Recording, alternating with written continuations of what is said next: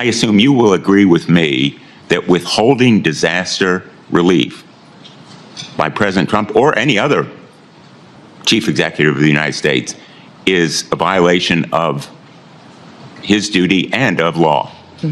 Well, Senator, leadership has consequences, and looking at the tragedy that's happening in California, I want to ask you yes or no, with all due respect. It's an easy. What's happening in California is the ramification of many decisions over many years. But under my leadership at the Department of Homeland Security, there will be no political bias to how disaster relief is delivered to the American people. So if President Trump were to say to you, we're going to withhold money from Connecticut or Michigan or any of the states, Iowa, because we don't like the governor or we don't like the politics of the state, you would stand up to him and say, Mr. President, we need to allocate that money. Well, Senator, in 3 days, President Trump will take an oath to uphold the Constitution and the rule of law in this country, and he will do that, and I'll be glad to have him back. And I don't speak to hypotheticals, which is what you're asking me to do, but what I will tell you is that as Secretary,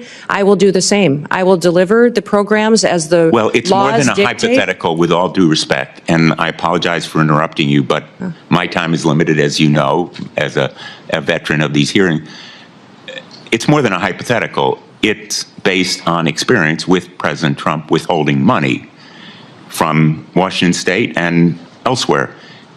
I need to know from you, will you stand up to the President and say, no, the Constitution and the Impoundment Act requires us, for example, to allocate the $100 billion that we have just appropriated in the last session to states like Connecticut, $3 million, Texas, $10 million, almost every one of the states represented here. Will you say no to the President if he withholds that money? Sir, I don't know about the scenarios that you're referencing with President Trump, but what I will tell you is that if given the chance to be Secretary of Homeland Security, that I will deliver the programs according to the law and that it will be done with no political bias. And if the programs change, or if you decide to change the rule of law, then I will follow that while adhering to the Constitution. So you pledge to allocate and distribute that $100 billion according to how the program is written, with no political bias. Every American deserves to be there and have disaster relief the same as their neighbors. Basically following the law. Yes. Let me ask you, Senator Peters asked you about homegrown terrorists. The New Orleans tragedy was the result of a homegrown terrorist born in this country, radicalized by ISIS. And it reflects the reason why the intelligence community, the FBI, almost all of our law enforcement has said repeatedly, domestic violent extremism is the most lethal and persistent threat to our security. That terrorist was radicalized by ISIS. The investigation is underway. We don't know all the facts, but we do know that he was a military veteran, and ISIS was responsible for radicalizing him. Shouldn't we focus on ISIS as a threat to this country's security? Senator, certainly we should be focused on all threats to this nation's security. That's the mission of the Department of Homeland Security, and homegrown terrorism is growing. We have more and more incidences. The tragedy we saw and the terrorist attack in New Orleans. What will you do to combat it? What will you do to stop ISIS and other extremist organizations from radicalizing people in this country? Well, certainly, Senator, I'll continue to work with the administration and our partners and the Department of Defense, the intelligence agencies, also within Secretary of State and the other branches and cabinet officials to make sure we're bringing all resources to bear to identify and to stop these types of terrorist activities. What I would say is the cybersecurity and intelligence elements that we have within the Department of Homeland Security have been incredibly siloed. They have not communicated with other intelligence agencies like they should and partnered. INA has some interaction, but not enough. And we also need to have CISA have interaction with the FBI, CIA to make sure they're working together to stop these types of threats and identify when they're growing among our citizens and how they become radicalized. This area of questioning, I think, is supremely important. I know there's a lot of focus on the border. We all want more border security. We want to stop migrant crime, but let's not take our eye off the ball. The governor of Louisiana for the Super Bowl ought to be really riveted on the potential for homegrown terrorism as a threat.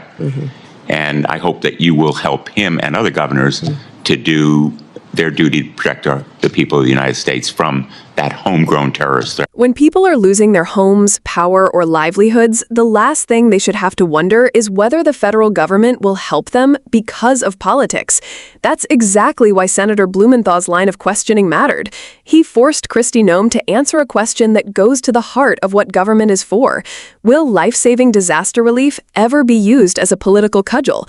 Noem's answers were evasive. Saying you'll follow the law is not the same thing as promising to stand up to a president who tries to withhold aid for political reasons. This isn't theoretical.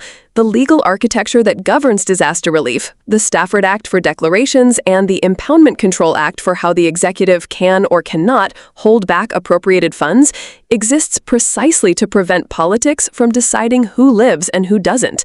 Under the Stafford Act, governors request federal assistance, FEMA evaluates and recommends, and the president issues a declaration when criteria are met. Under the Impoundment Control Act, the president cannot simply refuse to spend money Congress has appropriated without following the formal rescission process and getting Congress to agree. When senior officials talk in hypotheticals instead of promising to defend those laws, it creates real risk. The practical consequences of politicizing disaster relief are immediate and cruel. Delays in declarations and funding slow search and rescue, postpone emergency shelter and medical care, and prevent communities from stabilizing. Local governments, many already strapped for cash, either take on debt, cut essential services, or risk letting damage compound until help arrives. That burden almost always falls heaviest on low-income communities, renters, and those without insurance or savings. Climate change is making disasters more frequent and more destructive, so the need for a fast, impartial federal response will only grow. There's also a chilling effect on federalism and public safety. If governors fear retaliation because of political stances, they may hesitate to request help, or they may be forced into political bargaining when seconds count. That undermines the cooperative federalism model that emergency management depends on. It damages the trust that enables state and federal actors to work together in a crisis. What should have happened in that hearing, and what every responsible DHS nominee can and should commit to, is specific and enforceable. Pledge to follow the law and to refuse unlawful orders, commit to transparent, prompt reporting to Congress whenever disaster declarations or funding decisions deviate from statutory norms, and promise to elevate legal counsel and public written documentation if the White House seeks to withhold funds. If an official believes an order is unlawful, the right institutional response is to seek legal review, notify Congress, and, if necessary, resign rather than carry out an illegal politicization of emergency aid. There are also concrete reforms Congress can pursue to reduce the risk of abuse. Require automatic public reporting to relevant oversight committees whenever the administration delays or denies disaster declarations beyond statutory timelines. Mandate GAO audits of any unusual holds on appropriated disaster funds, and tighten the rescission process so that emergency appropriations cannot be repurposed or withheld without explicit recorded congressional approval. Those aren't partisan fixes. They're safeguards that protect people, not politics. People in a burned town or a flooded neighborhood don't need legal theory. They need water, shelter, and a clear signal that elected leaders will put the public interest above political scorekeeping. Senator Blumenthal pushed Noem to answer that basic moral test. Her equivocation should worry anyone who depends on the federal safety net in a crisis. If you believe disaster relief must stay above politics, make your voice heard. Call your representatives and ask them to support statutory safeguards that insulate emergency aid from partisan manipulation, demand transparency and GAO oversight for any administration that withholds or delays disaster funding, and hold nominees accountable for committing, on the record, to defend the law, even against presidents of their own party. If you want more breakdowns like this, explanations of the laws, the real-world stakes, and how to turn outrage into policy, subscribe and share. Democracy works only when citizens insist it does.